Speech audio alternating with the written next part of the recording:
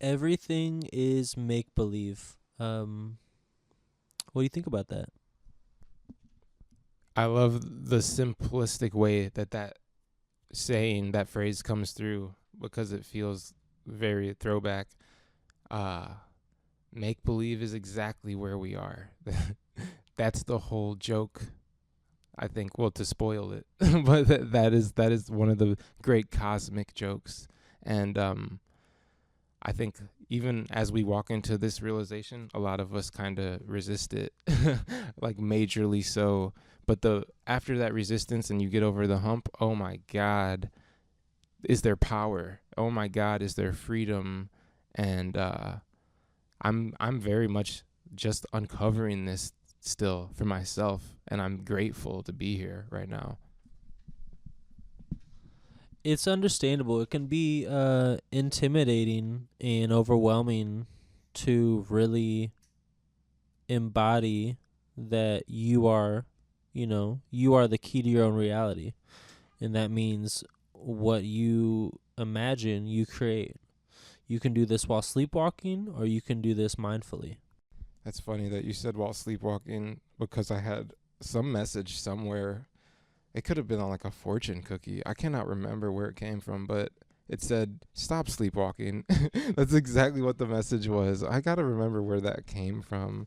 But yeah, it hit me because I was like, I've been feeling real present lately and real aware and awake. And I realized, damn, there's this element of me that has been sleepwalking here and here through life. And I can't exactly describe why or what part of me was doing that, but I became aware in that moment, like, oh, damn, I realize what you're directing me towards. And I've been working on that ever since. I feel like I'm getting better with that one. People like to say everyone's just doing the best that they can, and that can easily turn into, being an apologist or not holding someone accountable for, their own growth and healing. But we are all as aware as we can be based on our experiences. That's why we're all sleepwalking to a certain degree. That's why we're all waking up to a certain degree. And, there's levels to this. I had a series of experiences about a week ago that has caused me to level up exponentially. And I've spent the past 5 or so days in a pretty steady state of oneness and contentment. And I just am filled with gratitude. So let's keep building these realities because obviously it become apparent that gratitude is a crazy building block to build from. It's a crazy positive, focused point to start from, and it really helps hold things together in a sense. We got to learn more about the math of gratitude, but to roll into some more stuff, no meaning, emptiness, formlessness, uh, a void, existential support through a void, no meaning.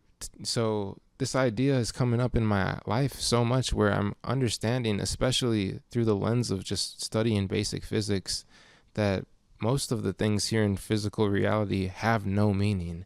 They actually carry no inherent positive or negative effect, and it seems like there's a neutral property that exists here in this domain, which means to me that clearly we define things for ourselves, and that's how we're receiving a lot of these experiences. It's through our definitions.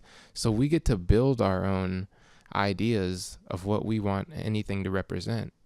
And yeah, this theme's just, it's been pervasive for me in all aspects of life.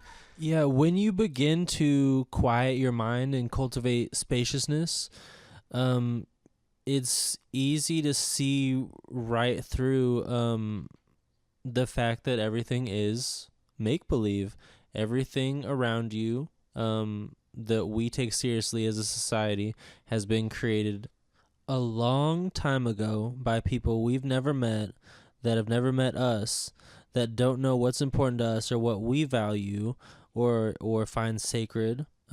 So if something doesn't serve you, there's no reason that you should abide by it. We can create our own meaning and find peace in that we're living for ourselves and we're not living for anyone else. And I think that that is the key to real freedom.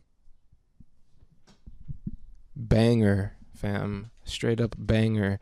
And that's really what a lot of the work that I'm doing in my life in science is telling me. And that's not only like in physics, it's also in chemistry. It's also with my studies of nature, animals, the earth in general, especially animals.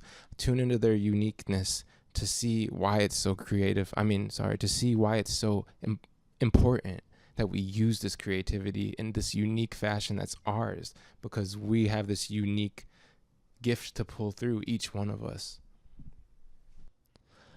All right, I want to touch on the concept of being an adult and acting like an adult. It's clear to me through my own subjectivity that adults are simply kids grown up pretending like they know what's going on when in actuality they're making it up as they go. I've spent some time working with kids, and you'll see them, in groups playing as if they're their parents or older siblings. They're acting like they're grown-ups, and they're taking themselves very seriously because kids are super observant, and they notice your energy, your mood, your intention, all of that. They are super tuned in to their environment. And so you'll see them doing a farce that honestly it's just pointing out how silly grown-ups are, because nothing matters, nothing is real. Everything is just make believe, and the fact that grown-ups and adults take themselves so seriously when they're clearly just kids grown up that have unresolved trauma, unprocessed emotions, their own blind spots because they've never actually gotten to know themselves and who they truly are. They're just going through the motions. They're just doing what they've been told is the right way to go about things. And again, it is a farce. It's very silly to me, and I just refuse to take it seriously anymore. I'm going to embrace and speak up for my child self, my inner child, and I'm going to let him live through me, and I'm going to make sure that he experiences joy and levity and laughter.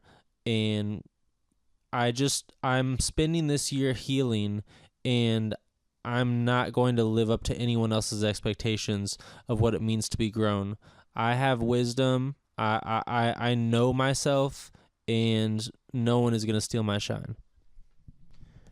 You're going to be unstoppable from this point on. As the more you adopt this, the more that you tune into just what you just described will compound. The effect compounds to the degree that you're really comfortable with. You can always put a governor on and limit yourself, but why, when it's such a good thing, it's such a positive expression of who you prefer to be, and also what you can bring to the table in this earthly game that we're all a part of and none of us get to step outside of.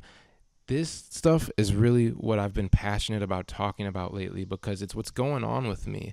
And I've seen it come and go throughout my life, the idea that it's important that we believe our own beliefs and that we don't just adopt other people's beliefs, because those others' beliefs are mere prisons for us to be caged in. They don't serve us in as positive of a way that we think they do while we're there. But it becomes very apparent once you start adopting practices of setting down those beliefs that were handed to you and starting to create your own and playing with them. Because it's not, for me, it wasn't even about believing anything right off the bat either, but playing with different beliefs and then realizing how I prefer to think, how I prefer to feel and express myself. This seems like it must be a great lesson going on the planet, because so many of us are tapping into it to various degrees, but I just keep coming around the corner and hearing similar conversations, and sometimes they're not even aware that they're having this conversation. It's that kind of far removed, but we all in our own way seem to be exploring this right now on Earth, and that's super exciting for me.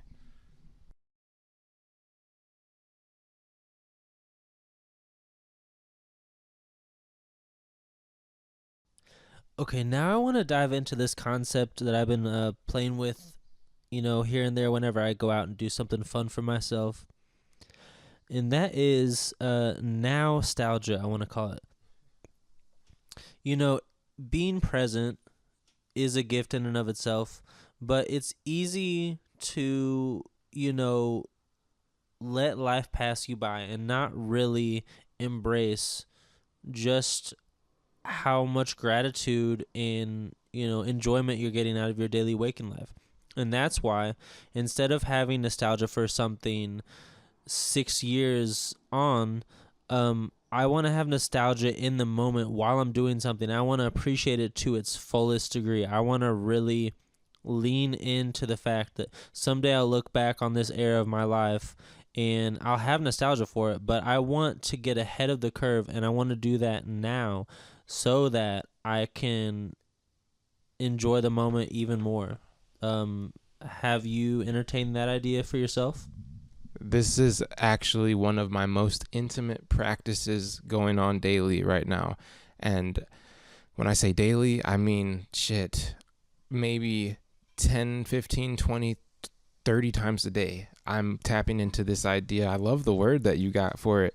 And basically, it's just like as you described it. It's a celebration of now, the same way you would celebrate memories that you cherish or whatever, the same way you would celebrate the greatest parts of your life, right? Because I'm realizing the more present I am, I'm there. I'm in the greatest experience of my life. And I've been telling people a lot as I post some of my work, that I'm just like, today's one of the greatest days of my life. Again, it keeps happening, but it's not just an accident. It's a practice, and it's got to do with me focusing in on the presence of how beautiful this moment is, how kind of there is this perfection going on some level.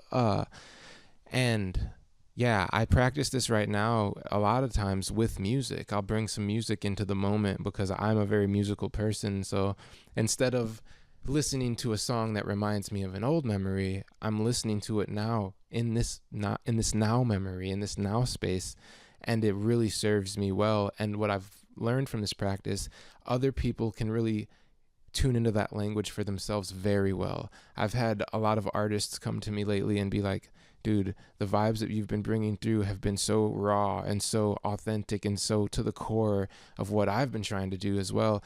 And so we've talked about this, and I've shared with them that it's my commitment now to honoring the present moment.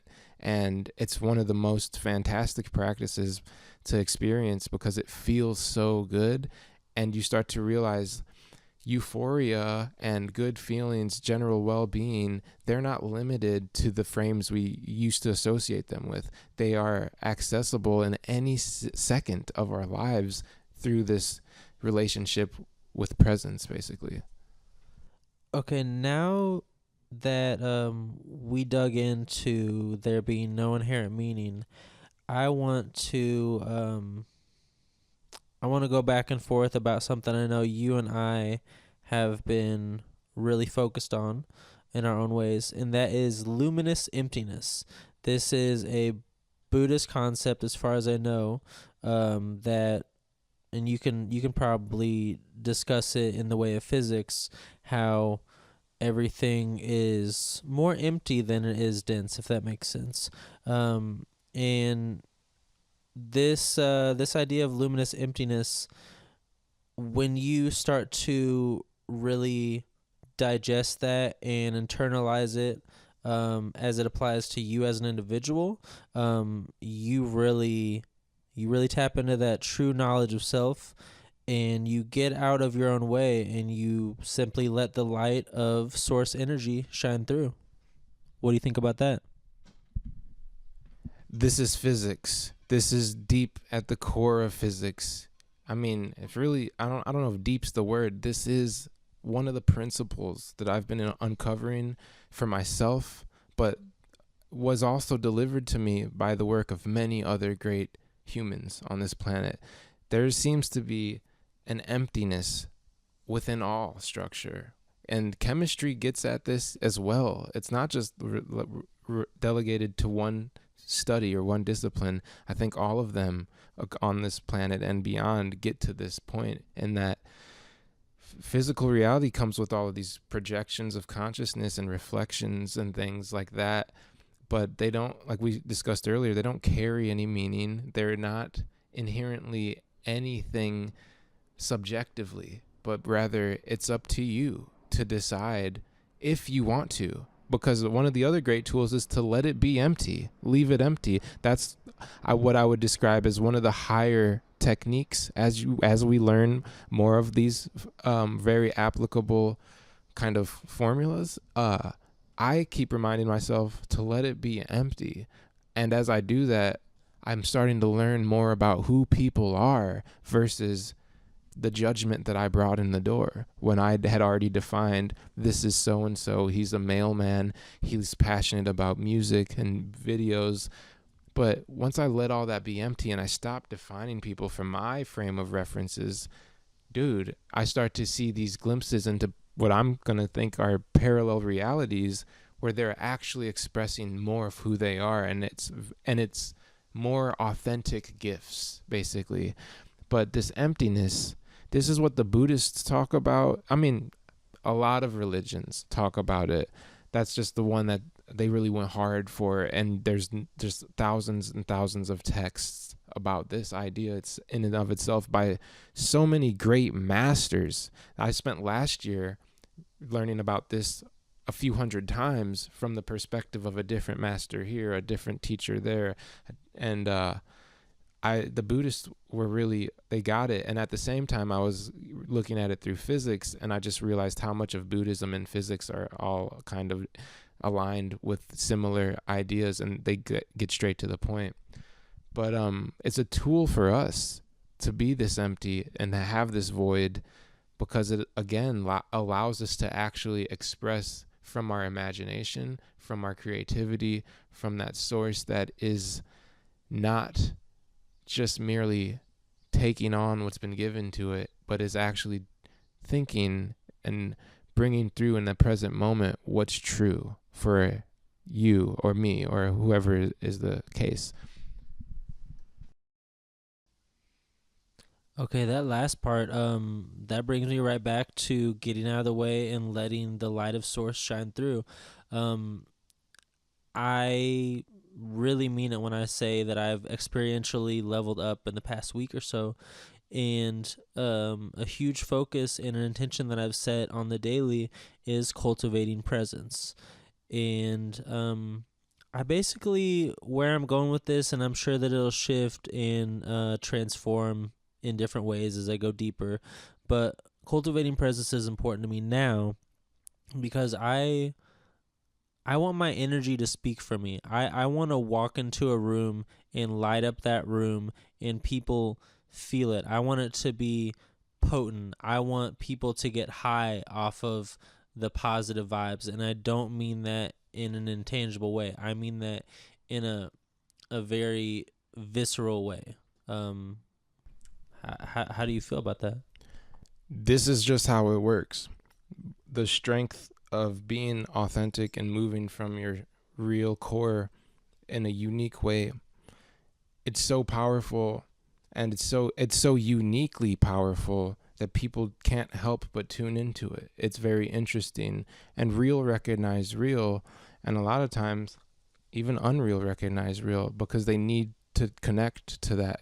And so putting that forth, having your true self steer the boat. When you walk into rooms, you will light the room up. You will, and others like you will connect, And it's a great blossoming. This has been a huge part of my life in very certain occasions that I've begun to experience. And it's a lot of fun. It's ecstatically fun because you also get to see where people are just generally vibing and refreshed to meet you in this space, because it's a very healing space, but it's also just fun to be yourself in this very powerful way.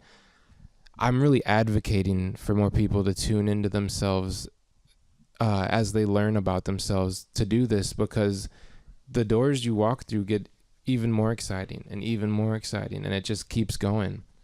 And along with that, being present in this way where you're honoring the moment and tuning in, and your awareness starts to really become centered, you will pick up on details in social settings that mean a lot to other people, because picking up on these details are where other people are seen. And so really being present in this way, I've realized it allows you to catch jokes quicker, faster, but also just make you, it allows you to respond more intimately. And that's what really lights up the room, is this intimate seeing. And you can only see if you quiet your mind enough to be aware and be present in this very focused way. So let's go, dude, because this is another one of those life enhancements, quality of life enhancements. It's a tool. Once you have it, you'll never be the same, and it gets better. That really resonates because I truly have felt an enhancement in my quality of life, and I feel at this point as if I will never feel the same in the most positive way. I feel more myself than I ever have. I feel more in the moment than I ever have. I feel freer than I ever have, and it's really allowed me to embrace this next concept that you may have heard before. It's a quote that's attributed to Ram Dass, which is, everyone that you cross paths with is God in drag. How do you feel about that? That's hilarious, because the other night I passed the street and I saw a person in drag looking fantastic coming right down the stairway as I was passing by, and I said something like, look at that enlightened being or something. They just looked beautiful. But that's the game, and I really tap into that everywhere I go. That's kind of how I play with social interactions in general. I have several friends who, that's just who they are. Like that's how they kind of describe their connection to themselves even. And that's actually helped me process a lot of my own understandings of my mirror reflection of being a human, but also being a greater portion of existence as well. I think it's a really cool way to say it, but really it does get to the point, like, we all have this creative expression physically, and it's so very different. That's the point of our uniqueness, I guess. But to treat everyone with that same sacred space, that allows you to see again more of what they're bringing through, more of who they are, basically, and also, in a sense, more of who you are. That last part. And when I say everyone, I do mean everyone. I don't just mean everyone that looks like you, everyone that's a part of your species. I mean every ant or bug or small, like mouse, or like bigger animals, or plants, or flowers or trees, anything that is sharing this oneness, this collective consciousness, that is non-localized in nature. And that's what I want to get into next, is the oneness, is the fact that we think we're this separate being because we're in this spaceship that we call a body. However, if we could transcend that, there's a deeper truth. Yes, sir. I have been having a lot of fun allowing myself to even further engage with what I'm bringing to the table as an idea of open source consciousness, non-localized. It's open, but it takes your consent to open it. You have to want to open it, and only others that have also given consent can open it. But it's a very active community now. It's a very active series of technologies and using consciousness as an open source way to connect more fluidly with everyone else, because that's what it does. It becomes water or whatever. But like, again, not everyone's on that ride right now. Only those that want to be are, and that's the beauty of it. You don't have to. It's all about respect. It's all about allowance and sharing and harmony, but a true harmony where people know their role in a certain sense, maybe not all the way, but it's a much higher awareness than the game of I am me and you are you, and we're not the same. It's a much different experience. This is a huge part of my life right now, and I could go all day in terms of describing what the last few years has been like for me. But basically, I'm now finally meeting people that I first have met in energy, and I've first created from imagination. They're now real people in my world, and becoming closer friends each and every day. I'm understanding that's how we do it. We dream each other, and there are techniques to load other parts of you that are ready to come into your dream that may not even be here at this time, or from this perspective rather. Wow. What I'm hearing, or what I want to take away from that, is that we are powerful beyond our wildest dreams. And it brings me right back to the overarching theme of this session, which is make believe. You made it because you believed in it. Yeah, I don't really have anything to add about that. The next thing that I want to touch on is something that's been equally important to me since leveling up about a week ago, right along with cultivating presence, is the value and the sacredness and just the overall importance of inner peace. Yo, dude, inner peace came back around this season for me. I forgot all about it for a few years, and I just can't believe, like, it was a word on paper. It was in my reality, but I was not tapping in for a few years, pretty much around 2020 and the years afterwards. I let go of my inner peace for whatever reason. It's back now, full effect. I'm really sharing it as much as I can, amplifying the inner peace, and it's one of my main goals for every day right now, and that's been helping me with my harder aspects of looking at parts of myself that were difficult for me to look at and that I carried fears around. That inner peace is a tool that really lets you sit with yourself and just existence at large and your relationship to all that is, basically. It's something that a few years ago I thought I had a decent grip on, like some semblance of it. Like I got a taste of it. And I am finally in a space where my life circumstances will again allow me to tap into that inner peace. And it's been an intention that I've been setting for the past couple months, and I've been striving to have a consistent experience that is rooted in inner peace. But until a week ago, it was still theoretical, and now I'm really living it. And you and I have discussed the difference between believing in these concepts and embodying them, and it's transformed my reality. And this is only the beginning, and there's no ebb and flow for me. I'm just going to never peak. I'm just going to keep on rising. I'm going to stay centered. I'm going to stay grounded, but I'm going to be levitating from here on out. If you meet me, I really hope that I can impact you energetically before we cross paths physically. That's really what I'm going for, and nothing can slow me down. I really feel untouchable, unshakable, maybe not invincible, but since death is an illusion like everything else, yeah, I'm fucking invincible and I feel free. Indestructible, eternal, forever present. Yeah, our forms change, but the indestructible nature of our being is just that. It remains.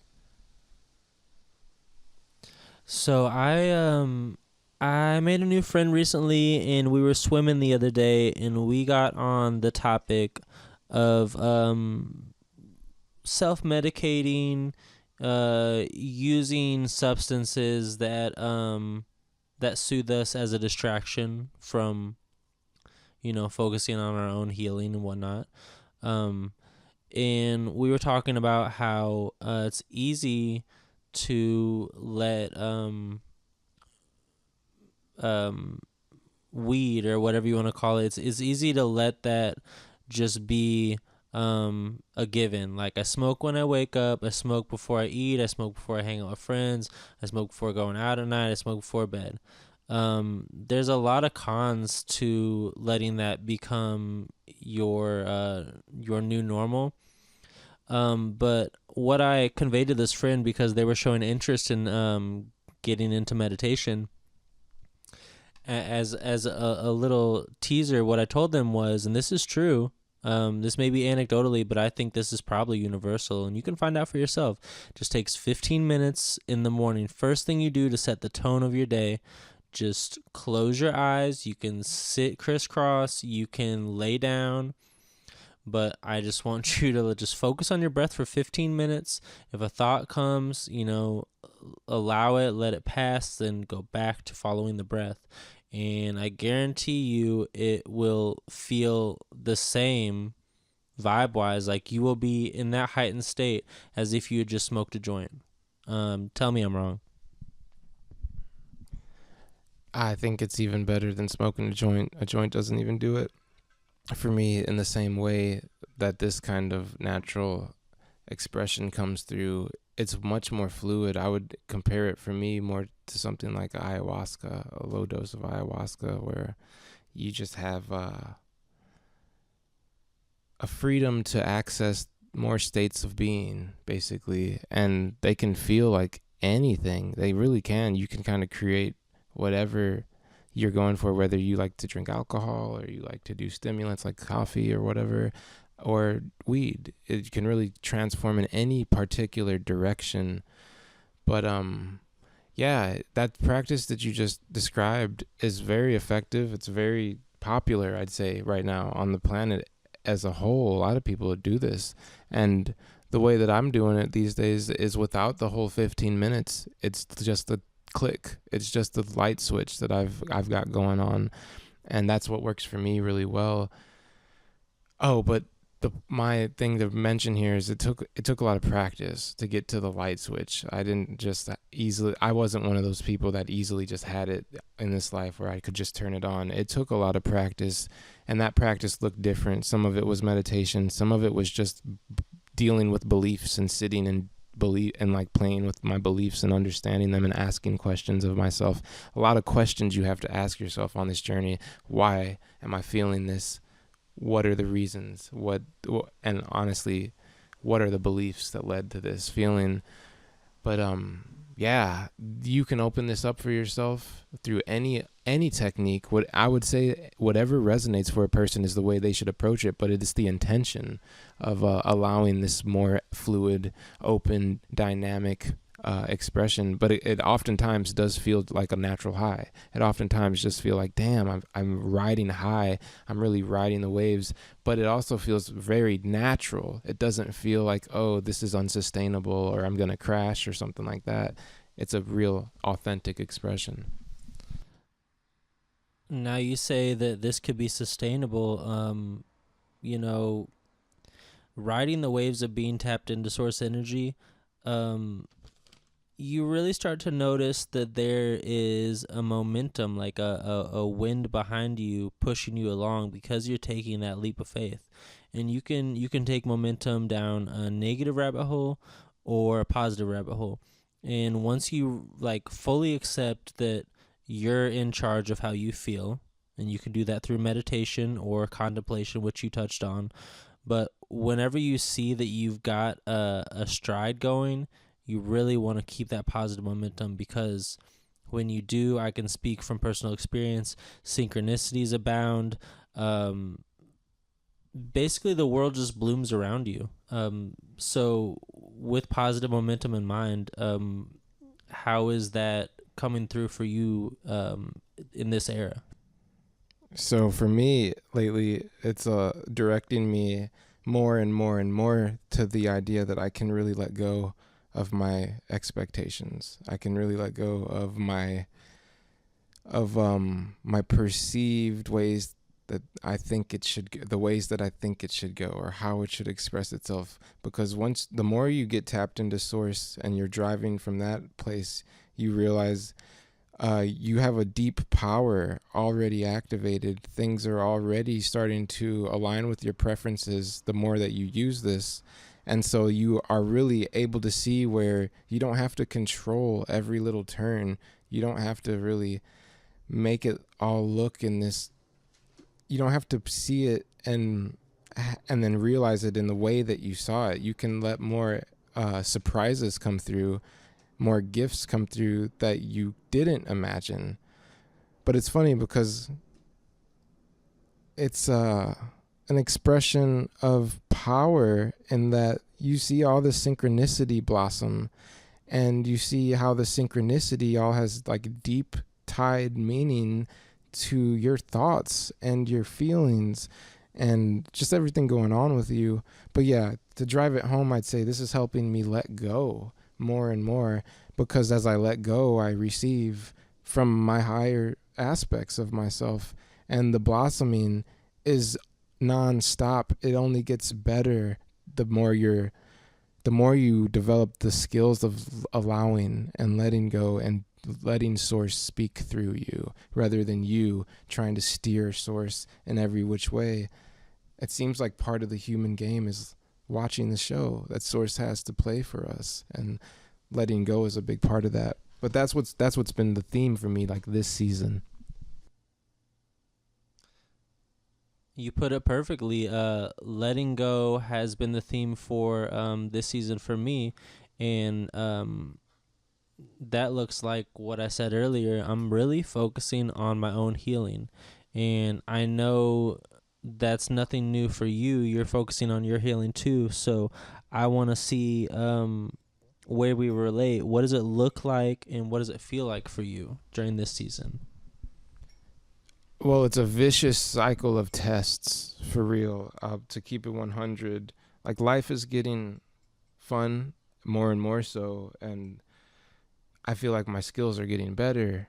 But this season has been full of tests and like bringing me back towards the old parts of myself that struggled with all of my practices, that struggled with being a fuller person or believing that I could be a fuller person. This time around, I'm being put in all those same situations to see if I'll respond accordingly to how I feel now. And and so responding accordingly now looks like a whole lot of acknowledging how I feel and then letting go, instead of attaching myself to every little micro feeling and then forming an identity around that, because that doesn't really serve me, I'm finding. And it serves me more to allow the feeling but then detach in a peaceful, healthy way. And that's really been it's been about like 5-6 months. So I mean, maybe just since the start of the year of the dragon, it's been this lesson for me that we do come through cycles where we have limitations for years and years and years, and then these other cycles come through to ask us, do we want to keep those limitations? And that's where I am right now. I'm being asked by the universe, am I still going to act the way I used to act when I was paranoid, when I believed other people were out to get me, when I believed that other people were other people rather than aspects of the consciousness that's all around? And the tests are not easy. They are not. Some of them even really triggered your deepest kind of emotions and the feelings that aren't the best feelings. But now I understand that that's all to transform you in a very positive way. Even in the darkest moments and the moments that are most uncomfortable, it's nothing but a service here.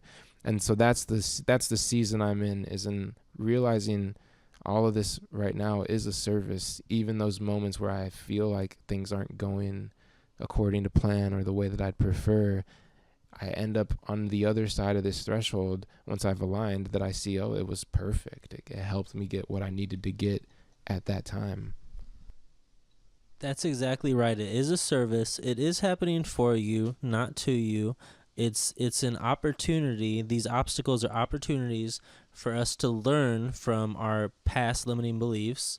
And the universe is testing us to see if we want to stay in that contracted, small sense of self, or if we want to cross the threshold and push our growth edge and become a leveled up, more expansive, more authentic expression of ourselves that isn't holding back, that isn't playing small.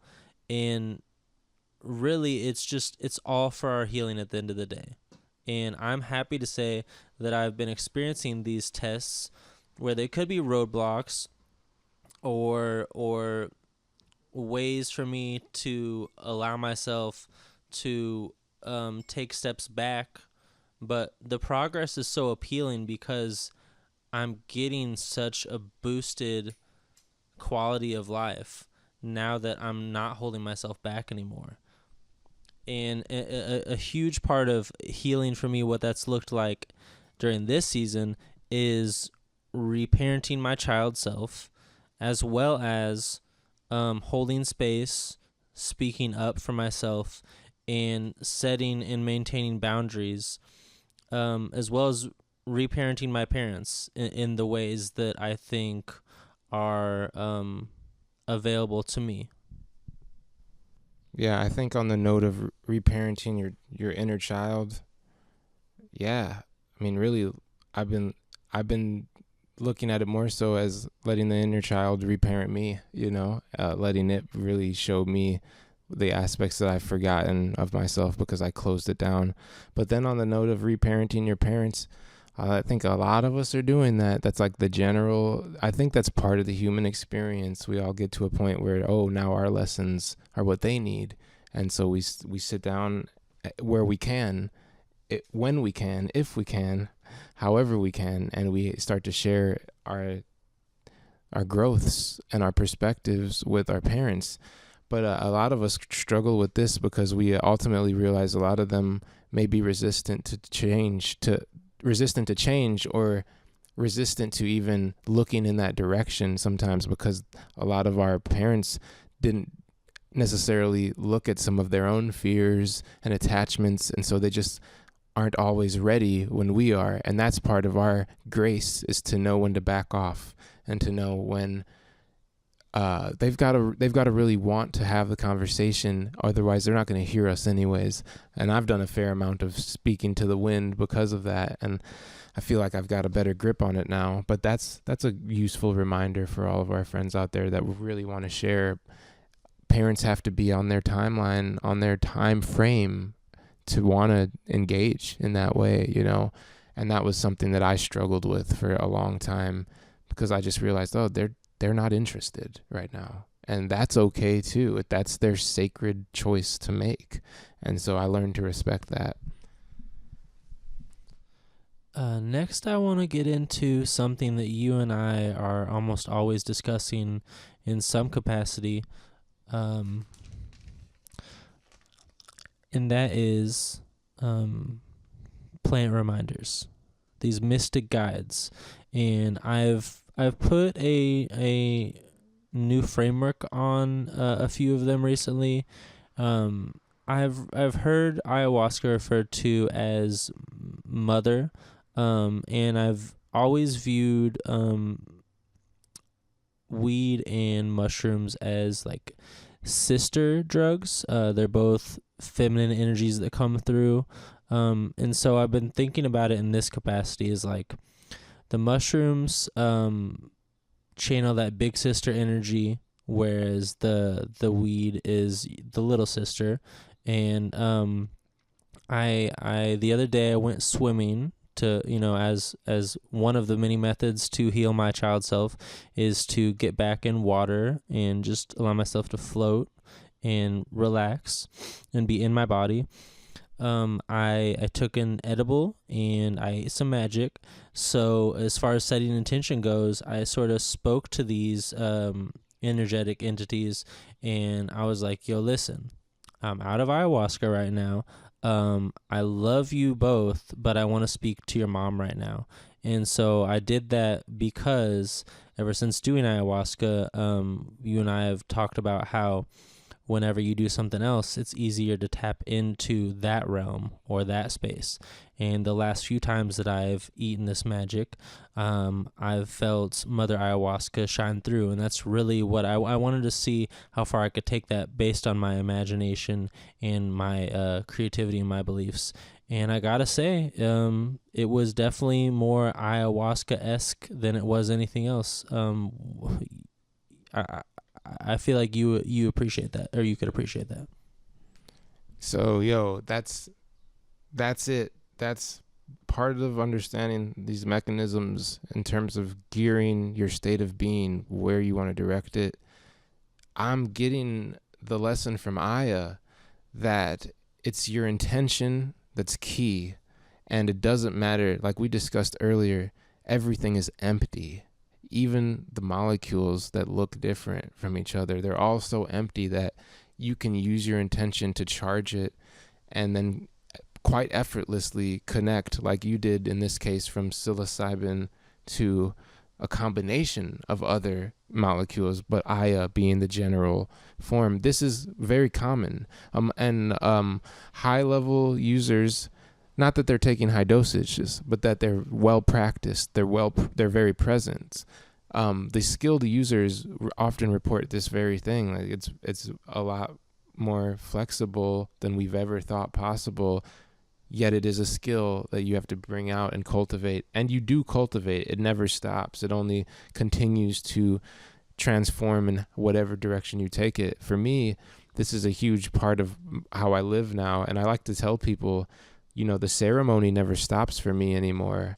I kind of prefer to live in an Aya type of space. And sometimes it takes more of a DMT type quality.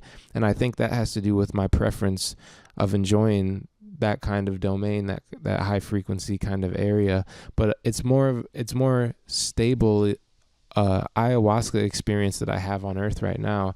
And so I will tune my awareness through my breathing, and often through very small microdoses of Be Cappy and just a little bit of tincture here or there. And that's all I need to open up my psychic portions of myself. And once those are open, everything is much more accessible. The higher dose experiences, they're not always the easiest thing to tap into and pull through immediately.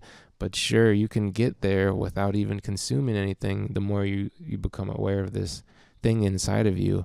That's super cool to hear, because it takes some people years to get there, and for other people, I think it has to do with presence. They can get there almost immediately. And so I don't think there's a hard and fast rule, like you've got to sit on the mountaintop or whatever for however many years. I don't think it's like that. I think it's all about what intention you hold, what your frequency is you're putting off, giving out, and your commitment to being kind of getting out of your way and allowing and letting go. It's this kind of collection of techniques that all allow for this very beautiful expression of, oh, I can smoke weed and feel like I'm on mushrooms, or I can take mushrooms and feel like I'm on coffee. You can put it in any direction, but it's definitely a practice, right? Some people might hear this technique and try to dismiss it as placebo and invalidate our direct experience. However, placebo works. Placebo has been shown in a myriad of ways that it is effective, and maybe it's just vocabulary. Maybe placebo is just a stand-in word for how powerful your imagination can be. And when you set those intentions and when you tune to a state that you would prefer, and it works, that, that doesn't take away any of the magic or potency or legitimacy in any way. I assume you agree, but I want to see where you take this. So the word that I'm using to describe this idea is nocebo. KNOW, SIBO, nocebo, because it's not just placebo anymore. It's, we know what we're doing. We know exactly what we're doing. It's very intentional. It's not an accident. And the degrees of which we're doing it are up to us. So I've been playing with this. I've been sharing this with people. Like, yeah, I love the model of understanding placebo. And a lot of people kind of will interpret it that way immediately. So that's why I think it's important that I share this word right now, nocebo, because why not just know it and do that as the practice? Because that's what got me here. It wasn't something I accidentally stumbled across, but I could see how maybe that could happen too for me. It could go any way. But yeah, nocebo is a really fun way of just kind of poking at that idea in a different frame so that you have a different way of thinking about it. And that again ties into defining things for yourself. I had to kind of make that word for it to make more sense for me. And now, that concept it's a technique I use all the time. But yeah, physics is uncovering this emptiness and how we do this through so many beautiful expressions of science. And yeah, so that's what I like to share with people that have trouble understanding this. It's just these very basic physics experiments where you're loading an image and then you're capturing that image on a variety of data sensors. There's so many ways to do it now. And even with brain sensors now, we're pretty much there where we can capture images directly from the electroencephalography, whatever the term is. But yeah, it's an exciting time to explore this kind of stuff. It absolutely is, from whatever frame of reference you're coming from. Now that we've covered how powerful and effective setting intention can be, I want to discuss other ways to practice mindful priming. Not to be confused with toxic positivity. Not asking people to be delusional. Rather, set yourself up to have a good day. That can look like, for me, that can look like breath work, setting intentions, mantras that I practice internally. That could be, some exercise or stretching. But basically, I'm trying to set myself off. I'm trying to set the tone for the day in a positive direction, so that the momentum will carry me to just have a joyous day, basically. Yeah. So I've been really tapping into this and for quite some time and helping people realize it themselves. And the idea for me is that basically you're priming your belief systems to believe what's possible. You're priming your belief systems to allow joyous moments to occur in your life. You're starting at the ground level saying, I believe a good day is possible. That's what you're doing. And this helps you understand how physics lets you understand where your belief systems are building. It's a building relationship from this place. And so that's kind of the very basic approach that I take with people, is just reminding, like, this technique is one to just prime your beliefs before we do anything else, just to open up a space of allowance. And in doing that, you start to strip away those limitations.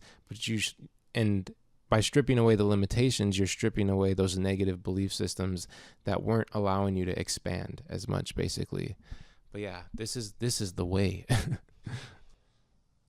Now, the last magical concept that I want to put out into the ether is something that you and I have discussed before. It's something that has been rattling around in my mind for several years now.